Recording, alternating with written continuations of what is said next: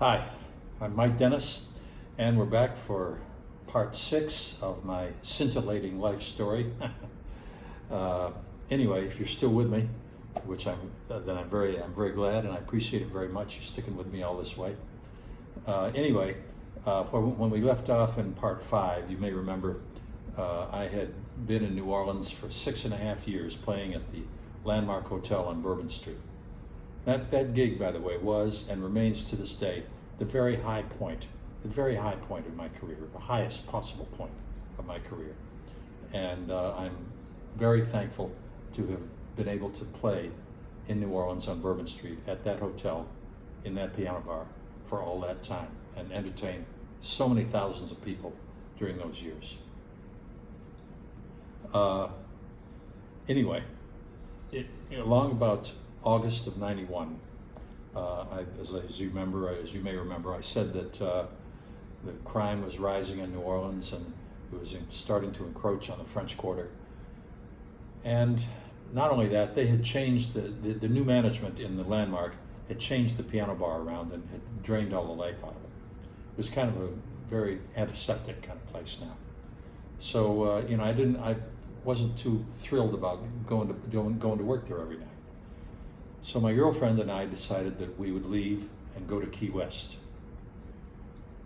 We moved to Key West in August of '91, and I started looking around for work immediately.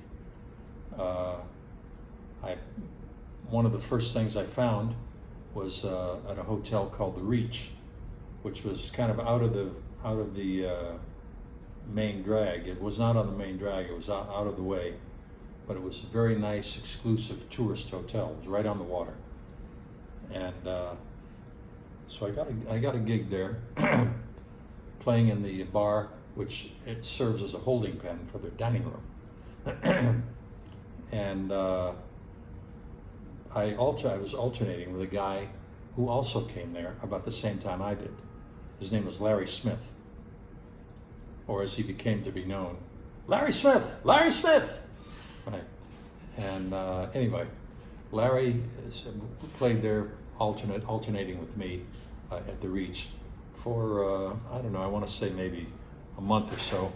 And we became friends. And Larry went on, I might add, to, he played a different style than I did. He played more American songbook type of songs. And he was a better singer also. And so using those skills, he went on to sort of dominate the piano world in Key West in that genre of music. Key West was not really favorable to that genre of music to begin with, but it did have an audience. That genre did have an audience in Key West, and Larry corralled them all. And he's still doing it to this day, some 31 years later. Okay, anyway, I didn't last at the Reach for too long, because it just wasn't my kind of place. It was Larry's kind of place, so he stayed there for a little while. But anyway, I just kind of floundered around the rest of the year, picking up gigs here and there, trying to catch on. But I began to realize that Key West, even though it was very similar to New Orleans, very similar, it was out of the way. It had been left alone by the rest of the country for many years. It had had a chance to develop its own culture, more or less, its own accent, its own cuisine, its own music, its own, everything. And so, I felt that, and also it had a main drag like Bourbon Street. It was called Duval Street, which had bars and restaurants and t-shirt shops and everything else, just like Bourbon Street. I mean, it looked like a smaller, scaled-down version of New Orleans. It really did. So I thought I'd be able to slip right in like a hand in a glove, but that wasn't the case. I just kind of bounced around here and there, and I failed to catch on, and I was really disillusioned. And let me tell you, I loved Key West. The weather was perfect all year round. It was just a great place. There was no traffic. It was just a wonderful place to be. It really was. And but like I say, I loved it. But Key West didn't love me back, unfortunately. Well, nevertheless, I stayed there for quite a while. January and February of '92, I played around a few places, nothing really happening. Then from February to July '92, I was out of work, totally out of work. Fortunately, I had money saved up, and I was able to pay my bills, and my girlfriend was living with me, so I was able to pay our bills and keep going. But I was becoming very disillusioned. But I really liked Key West, and I knew there had to be something there for me. I didn't want to move again. I mean, we'd just gotten there, and I really didn't know where else to go. I'd always told myself that if I had to leave New Orleans, this is back when I was living in New Orleans, that the only place I'd ever want to go is Key West. So, here I am in Key West, and I was not really welcome. In any case, from February to July, I was out of work in '92. Then in July, I get a call from a guy in Honduras, Henry Garcia. And Henry Garcia was living in San Pedro Sula, Honduras, which was a town, the second largest city in Honduras, up in the northern part of the country. And Henry had a nightclub down there, restaurant, nightclub, that he wanted me to play at. And I said, he had heard me play in Tegucigalpa a couple of times and had asked about me and got my phone number. And so he wanted me to come to San Pedro Sula and play. Well, it certainly sounded inviting because I wasn't doing anything in Key West. And he said, oh, and by the way, you'd have to live here because you can't be going, you'd be playing like 3 nights a week, and you can't be going back and forth every week. So, I thought, well, okay, I'll do it because it'll give me a chance to learn Spanish, which I had always wanted to do. And I had been trying to learn it on my other trips to Honduras and in various trips I'd made in my life to Mexico and wherever where they spoke Spanish. And I'd always wanted to really be someplace and immerse myself in a Spanish-speaking country. So that was very appealing to me. So I said, okay. So I told my girlfriend about it, and she said, no way, I'm not going. And she said, I'll stay here and hold down the fort. You go. I said, yeah, but if I go and you're here, what good is that? And she said, well, that's how it is. I'm not going. So I thought, well, okay. I'm thinking in the back of my mind, I'll go down there and really establish myself and bring her down, and she'll see what a great place it is, and everything will fall into place. So I go to San Pedro Sula. Henry, true to his word, he had his place. It was called Don Quixote. It was a nice restaurant lounge kind of thing. He had it all ready to go for me. I had a Yamaha piano, electronic piano. I can't remember the name of it, the model number, but it was 88 keys, really heavy. I mean, but it was portable. It was just it was all like this, long, about like this high, and but so he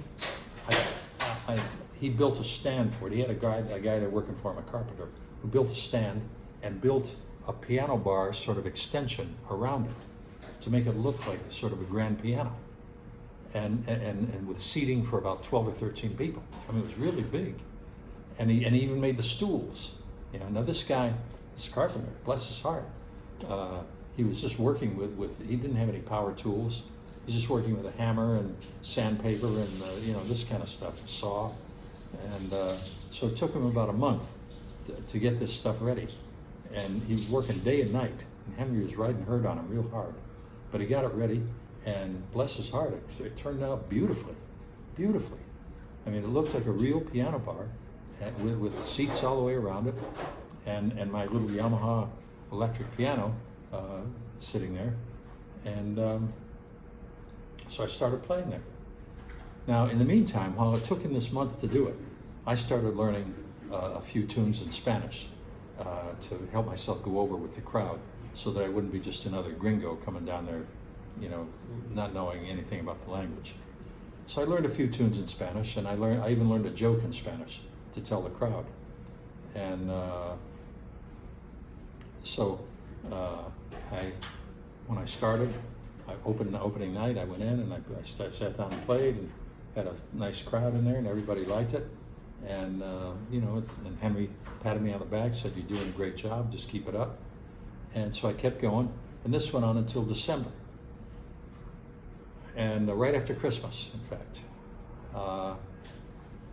But now by that time, I had been back to Key West a couple of times to see my girlfriend, and I was pleading with her to come down. I said, "Look, I'm going to do well down there. Everything is going very well, and it's a great town, and Henry and his wife and family are beautiful people. They speak English, and I'm telling you, you're going to love it. You'll be treated with respect by everybody down there." And she said, "No, I'm not going."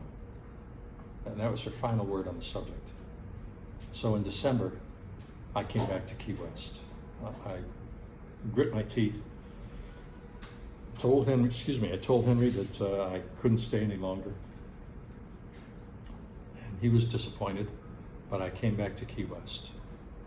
And I came back, and from January to August '93, I was out of work. Well, it was during this time that my girlfriend suggested that I open a place of my own in Key West. She said, and I quote her now, and she says, "Because that way you'll always have a place to play." Because now here I've been 2 years in Key West without any meaningful work, except for my time in Honduras, the several months that I spent in Honduras. And just playing around Key West, bouncing around here and there, a week or two here and there, a night here and there, that kind of thing. And that wasn't going to get it. I mean, I had to have a regular sit-down gig, or at least the promise of several nights a week of playing somewhere.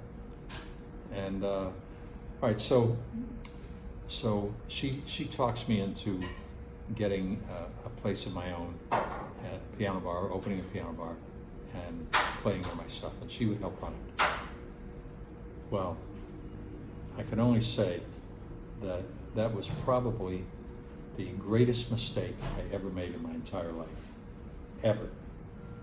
Because, even though I played in a lot of bars, I didn't really have the first idea what it took to run one. Okay, neither did she. And I have to hand it to her. She was far more willing to learn than I was, But I lost a lot of money in that place. We were open we opened in May of 1984, stayed open until October of 1986, about 2.5 years. And we never had a money-making month. We lost money every single month that we were open.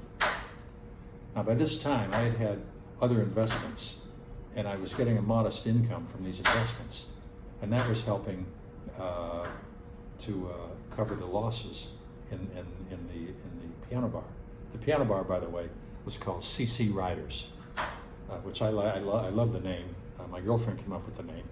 We came down, it was going to be either CC Riders or Johnny B. Goods, and she said CC Riders with a Y, Rider with a Y, and it turned out very well. We had the people who came in there, locals came in. It was on Duval Street, but it was up just one block farther than it should have been. Let me explain to you about Duval Street. People get on Duval Street and they start off at Sloppy Joe's, which is down at one end. Everybody goes to Sloppy Joe's. Then they slowly walk up the street, stopping in bars here and there, Rick's and all these places. Excuse me, Rick's and all these places, and they get up. They keep going and they get up to Margaritaville, and they say, "Honey, let's go to Margaritaville and see if Jimmy Buffett's in there." And they go in and they see Jimmy Buffett is not in there. Of course, he's never there. And so then they turn around and go back down towards Sloppy Joe's. CC Riders was one block past Margaritaville, and very few people ever made it up that far. It was between Margaritaville and the gay bars. So we got some gays coming in looking for the gay bars, and occasionally we get a few tourists who wandered a little too far past Margaritaville, And then we got locals. And the locals loved the place because it was a place they felt finally they could go. There was a place on Duval Street that welcomed them, that they could go to without feeling like they were in a big tourist crush. Well, I mean, that's great, but if I had 300 more just like them, I'd probably still be open. But in fact, I didn't. There just weren't that many of them, and they didn't spend that much money. I mean, the few there were, the amount of money they spent wasn't going to tide me over. So anyway, with great regret, I closed CC Riders, knowing that this would be a big red stain on my career and on my life. A major failure. But I sucked it up and moved on, I mean, many other people, everybody's had failures. Show me somebody that hasn't had a failure, right? So, I was watching the show Kitchen Nightmares with Gordon Ramsay the other night. The Gordon Ramsay, the big chef. He's a world famous chef. He knows everything there is about cooking. He says even he's had many restaurants that have closed because of lack of business. He's had failures. So I figure if Gordon Ramsay can have failures, then I can have one. All right, so I had, but this was a big, cost me a shitload of money, and I really didn't know what I was going to do. I really didn't know what I was going to do after that. Well, not long before closing, my girlfriend and I took a night off, a rare night off, I might add, because our entire lives revolved around this club. And that's the way it is in that business. You have no life outside the club. You have to be there from morning till night. And even then, when we were there morning till night, our employees were still most of them, and not most of them, but some of them were still robbing us blind. We had 2 employees, Doug and Julie O'Neill, who were great. And as far as I know, they never stole anything. And they were probably the best employees that we had. And if I had a whole club full of employees like them, we might still be open. They were great people. In fact, they remain friends to this day. They've since moved to St. Augustine, and they're up there now. But we communicate via Facebook and whatnot every now and then. And so, just to let each other know we're still alive. And Doug and Julie, they're great people. Anyway, my girlfriend and I took this night off right before we closed.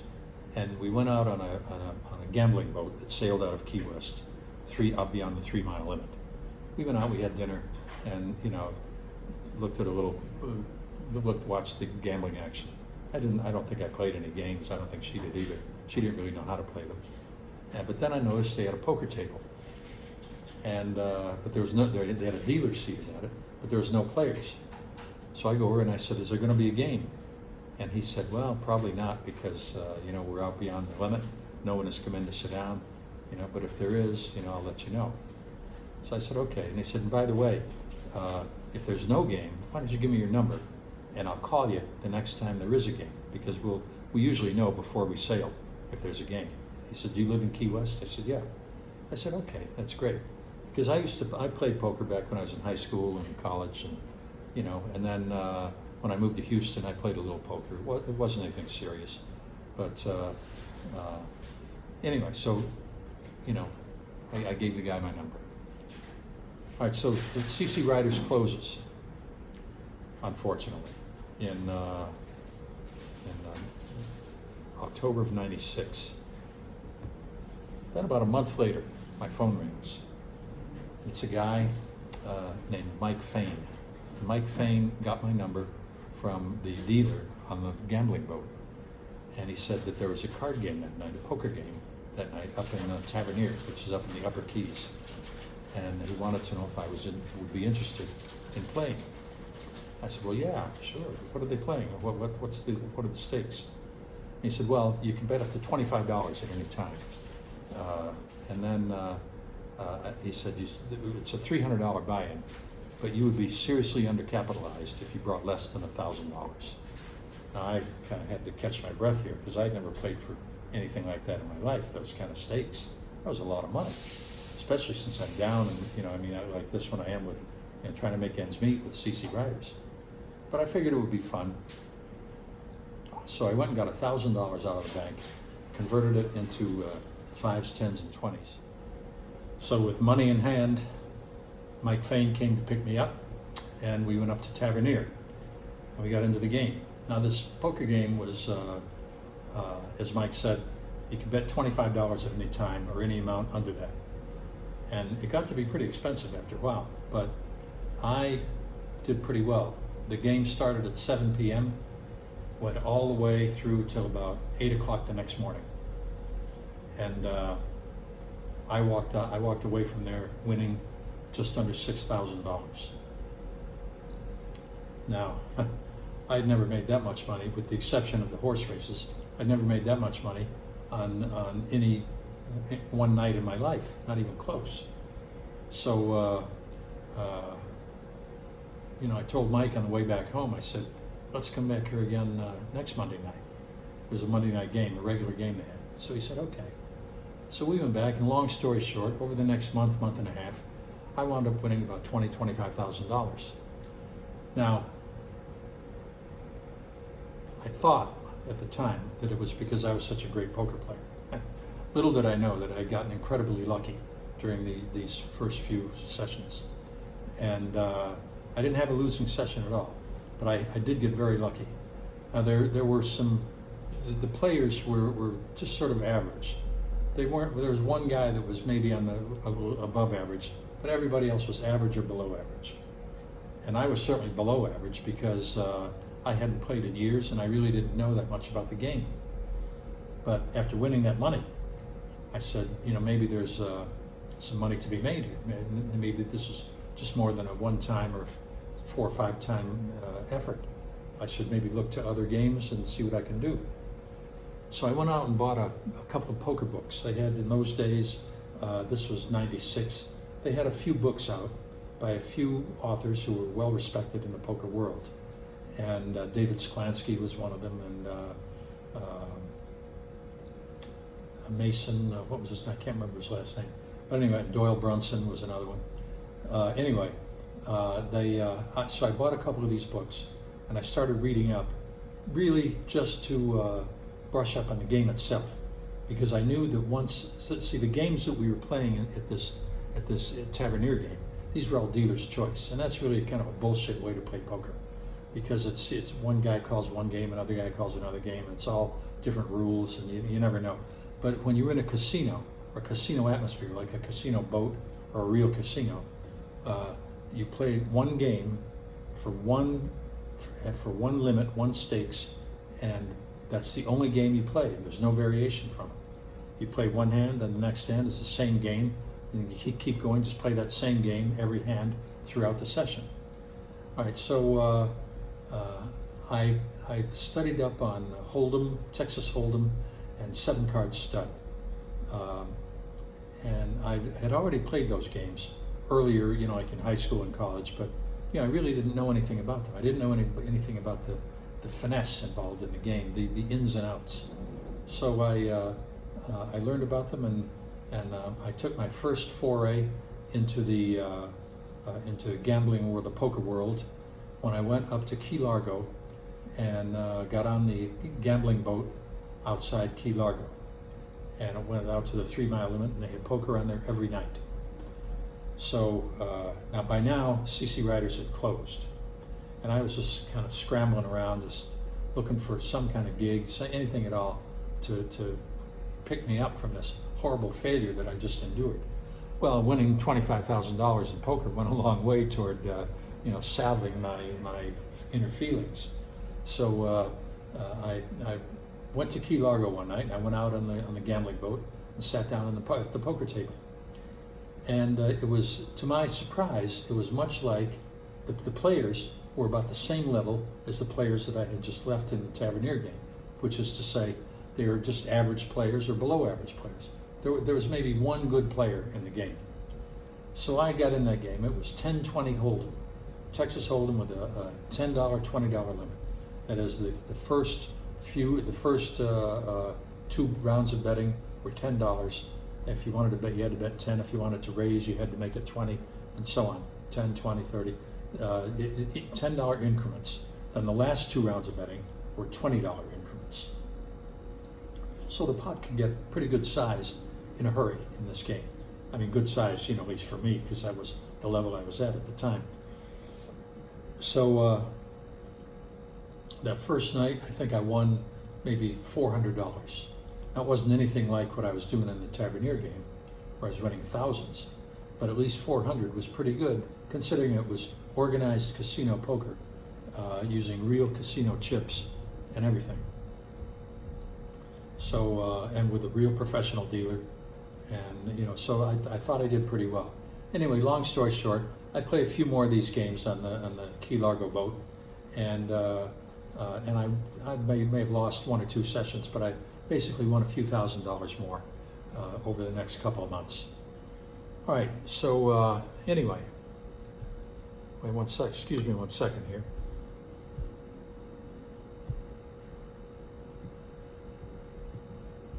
I had to, now I'm looking for my, I got kind of a cheat sheet here that I use for, here we are, okay. And now Microsoft Word doesn't want to open up. Oh, isn't this great? Okay, the wonders of the modern age. All right, here we go. Let me get down to where we are, okay. And it's,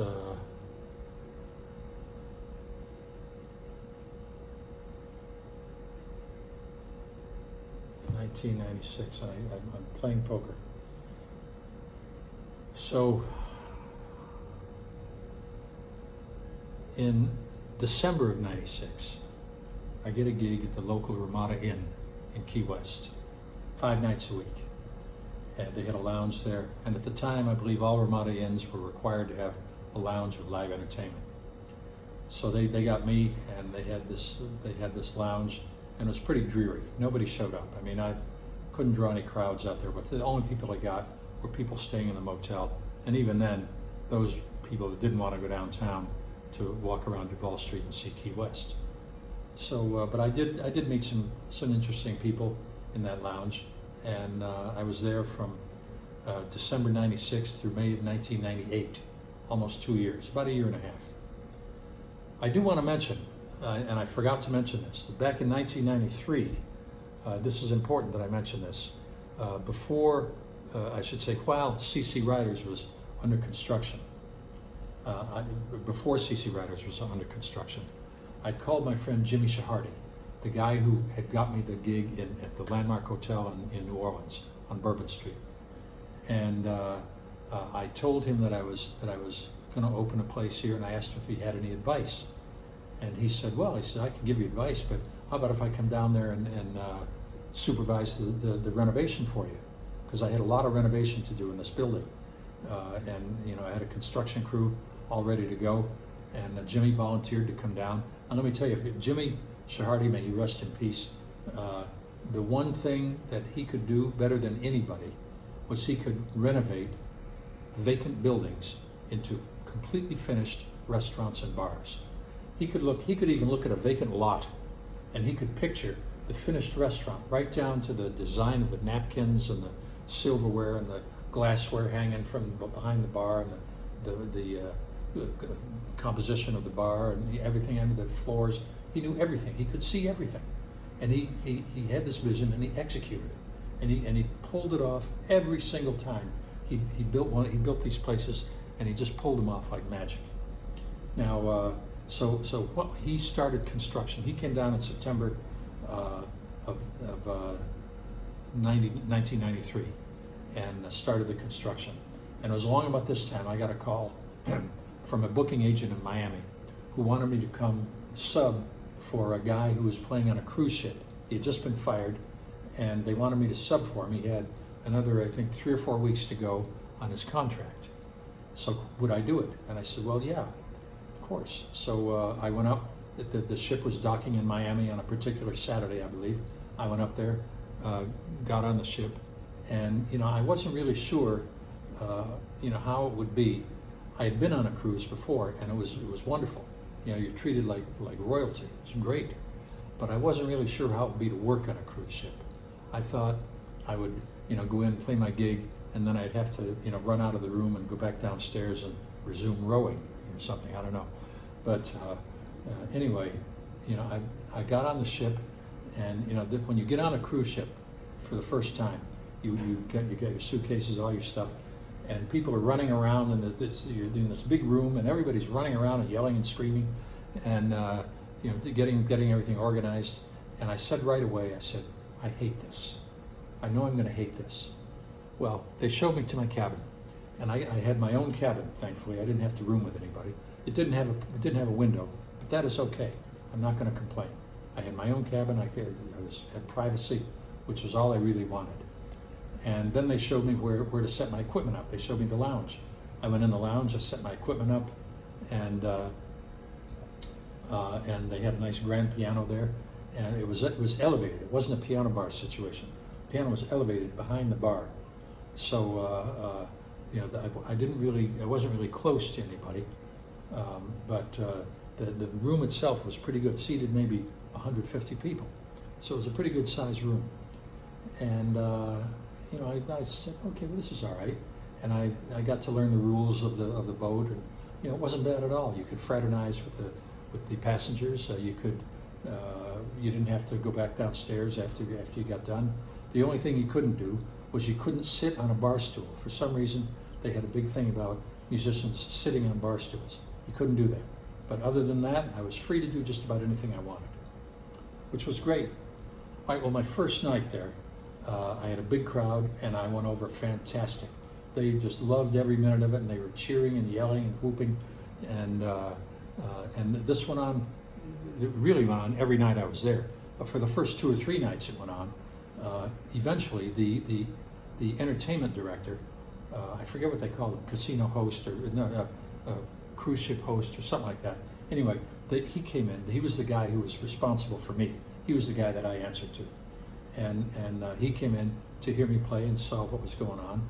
And I later learned that he told other musicians on the boat, don't give this guy any hard time or any grief whatsoever. Make him feel at home, be nice to him, because we want him to feel good, because he's doing a great job in that lounge. All right, well, anyway, I did my time in the lounge on the ship, and I really enjoyed it. And I got out, I came home, and the next day the agent called me up and he said, Mike, I talked to the cruise ship people. It was Carnival Cruise Lines. I talked to Carnival, and they loved what you did. Apparently you lit up the room. He said they want you back. They want to sign you for a 6-month contract, and they want you to go back right away. And I said, well, I'm really sorry, Richard, I can't, because I've got this. I'm starting construction on my own club here, and it's underway. And I really have, and I've got a house and a car. I've got belongings. I can't just pick up and leave for 6 months. And he said, well, okay, I understand. Well, long story short, now this was 93. Over the next 10 years, there was not a month went by that he didn't call me for some kind of cruise ship gig. Whether it was they have one cruise line had a 2-year contract waiting for me, another one 6 months, another one 3 months, another one they just wanted me to sub for a week for the guy who got sick or something and substitute. There was always something. Every month he called me for something, and I had to turn him down every time, and it really killed me. And I told him this. I said, Richard, I really do want to do this, but I'm just not in a position where I can do it. I can't. I'm weighted down with a lot of stuff on land, and I just can't leave right now. So he understood. All right. So anyway, now moving ahead to 1996, and I got I made some money playing poker, and I picked up a gig at the Ramada Inn in Key West in '96 from October '96, December '96 to May 1998, and I played at the Ramada Inn. Now, during this time, I would go up to play the Key Largo game on my off nights. I would stay on board the ship. You could rent a room on board the ship, and I would stay there and play 2 nights. Then I would come back to Key West to play my gig for that week. Key Largo was about a 2-hour drive, 2.5-hour drive maybe. And I would get done like on Saturday night at 1 o'clock, and I'd pack up my stuff and get up there by about 3 o'clock, 3:30, 3:30, quarter to 4. All right, then later on, during that gig, during my tenure at the Ramada, I started going up to Fort Lauderdale, where they had bigger boats and bigger games, and and the games were more reliable. They always went. The Key Largo game didn't always go, and so I went up to the Fort Lauderdale game, and they had bigger games, and I went up there and I started playing 20-40, $20 and $40, and I got into the groove of that, and I was winning some and losing some, but I was still a little bit ahead in the Fort Lauderdale games. And meanwhile, I'm reading all the time, reading up on the game, trying to sharpen up and pick up strategies, learning the background and the ins and outs of the game. So anyway, so this went on.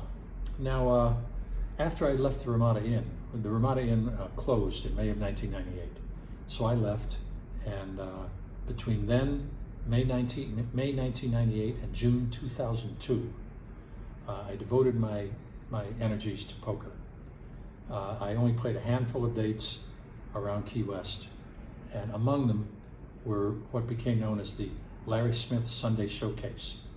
Larry Smith, as I mentioned earlier, was a piano player that started with me in Key West about the same time, back in '91, and he had really established himself by this time, and had a series of events called the Larry Smith Sunday Showcase, in which he would feature one local artist to get up and play one set during his Sunday night gig.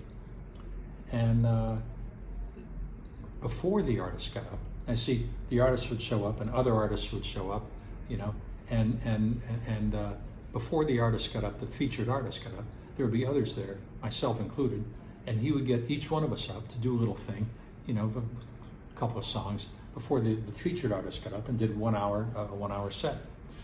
And I thought Larry was a genius for doing this, because essentially he'd figured out how to let his audience do his show for him. I mean, it's a great idea. So anyway, in 1999, I got to do the last Sunday of the year. In 1999, Larry was playing at the A&B Lobster House, the cigar bar upstairs, and I got to play the Sunday Showcase up there at the last Sunday of 1999, and which happened to be, I think, the day before New Year's Eve, if I'm not mistaken. And anyway, prior to that, Larry had been doing the Sunday Showcase for a few years at all the venues that he was playing, wherever he happened to be playing. But now during this period, May 1998 to June 2002, I started playing the Larry Smith Sunday Showcase in 1999, and I played the last Sunday of the year in 99, 2000, 2001. And during the rest of that time, I played occasional little dates here and there, one here, one there. Nothing really to speak of, because I was devoting my energies to poker. And in 1998, I went out to Reno, Reno, Nevada, to play in a poker tournament at the Peppermill, which is a big casino in Reno, Nevada. I wanted to play tournaments, but Reno was kind of like a junior Las Vegas, only not, it was very junior. But so I went there, and I won the first two. I didn't win, but I cashed in the first two events I was in. I made about $5,000-6,000 in those first two events, and they were only like $100 buy-ins. So I finished fourth in one and seventh in another, that kind of thing. And anyway, so I felt very good about myself, about my play there. And I played the cash games at the Peppermill, and I did all right there. I mean, I was close to breaking even. They had much better players in these games now. I was close to breaking even, but I did manage to win, come out on the plus side by a little bit that first trip to Reno. All right, so long story short, I went to Reno several times, and then during 1998 and early 99, I went out there for maybe a week at a time, right? But I knew I had to go out and stay a little bit longer. So in 1999, around the fall of 99, I went out for 3 weeks to Las Vegas. And this was my first time in Las Vegas. And I remember I stayed in the Horseshoe Hotel, Binion's Horseshoe, which was kind of a rundown place downtown. They hadn't renovated it yet. It was still from the old days of the 1950s when Benny Binion had it. And although by this time I believe he was dead. But anyway, Binion's Horseshoe I stayed at. I played poker they had the World Series of Poker there, and I played in the cash games at Binion's. And then, now during that period, I think I lost. I may have lost a little bit of money, but I was still ahead overall in poker, way ahead for that year. And from in June 2002, July 2002, I played a week gig at Margaritaville with a group called Amy and the Hank Sinatras. Now, Amy and the Hank Sinatras were a group from New Orleans, and they came down to Margaritaville once or twice a year, and they had a piano player. They had piano, guitar, bass, drums, and Amy Adams was the front singer. She was an excellent singer, good-looking girl, very good singer, and they had a very good band. And so she called me and said that their piano player didn't want to come to Key West. He had other things to do in New Orleans. He didn't want to make the trip this time. Did I want to play? So I said, sure. So I played the gig with Amy, and we got along great. She had sent me a few of their songs in advance, chord charts and everything. So I learned the songs, and everything went off without a hitch. So Amy and I and the band got along great.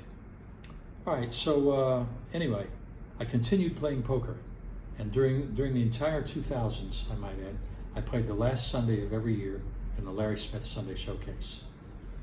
Now, July 2002 with Amy, then the rest of 2002 I devoted to playing poker. I started going out to Las Vegas 2 weeks out of every month. I actually had started that earlier in 2002, but I had to separate that 1 week. I had to take that week off for Amy, and but I was going out to Las Vegas 2 weeks out of every month to play. And by now I'm playing at the Mirage, which at the time was sort of the pinnacle of the poker world. Or Bellagio, I think, had opened up, but Bellagio had some really big games, but a lot of your everyday games were going on at the Mirage. They had a lot of games going there. So I played at the Mirage at 2040, and then eventually the 2040 game got shut down. I forget what happened. They wanted to make it a 10-20 game or make it a smaller game. I don't remember. But anyway, I got up and I left and I went to Bellagio, where I started playing 30-60 stud. And 30-60 stud can be a very tricky game because it can get very expensive in a hurry because there's more cards involved, more betting rounds. And if you've got a hand and you want to stay till the end, if you want to take control of the hand, it's going to cost you a lot of money. But I got into 30-60 stud, and I stumbled at first a few times, but I picked up the game, and I wound up being a winner in that game. So during 2002, I'm going to Las Vegas 2 weeks out of the year. And when I come back, during the 2 weeks I'm back in Key West, I go down to the Pier House, which is a hotel right on the water in Key West, where Larry Smith is now holding court in a long sit-down gig that he had there, where he played 6 nights a week. And I went down there every night that I was in town from playing poker. I went down there every single night, and he was very generous. He let me get up and sit in for a couple of songs every night. And I'm grateful to Larry for doing that. I really appreciate it. And his generosity extended to other artists who were in there. He would get them up too. Like I said, he let his audience do his show. But regardless, I was happy to do it because I had no gigs and no possibilities, 0 possibilities. I wasn't going to be a Jimmy Buffett clone, and I did not. There was no other place in town for me to go. Key West had pretty much ended my career. I was beginning to realize that, and I was beginning to thank God for poker. Because in 2002, I was 57 years old, and by now I'm 57 years old, and I did not want to have to look for a regular job. I wanted to be able to support myself by playing music, or if not, then playing poker. So poker was I was doing all right at poker. So between 2002 and 2000, 2002 and 2006, I spent 2 weeks out of every month in Las Vegas. And back in Key West, I'm playing every night with Larry Smith, or he's getting me up to sit in a song or two every night. And then twice a year, Amy and the Hank Sinatras would come back and play Margaritaville, and I would play with them during those, for a 1 week stretch each time, and I would play with them. All right, and this went on until 2006, I think, was their last time. They got fired, so something happened. Amy or one of the guys in the band said something the owner didn't like, and he didn't have them back anymore. All right, well, now in 2006, I decide that Key West really has nothing more for me. And I'd long since broken up with my girlfriend. We broke up when CC Riders closed in '96, 10 years earlier. So I'd been alone for 10 years. And so I broke up in 2006. I left in 2006. I left Key West and decided to move to Las Vegas.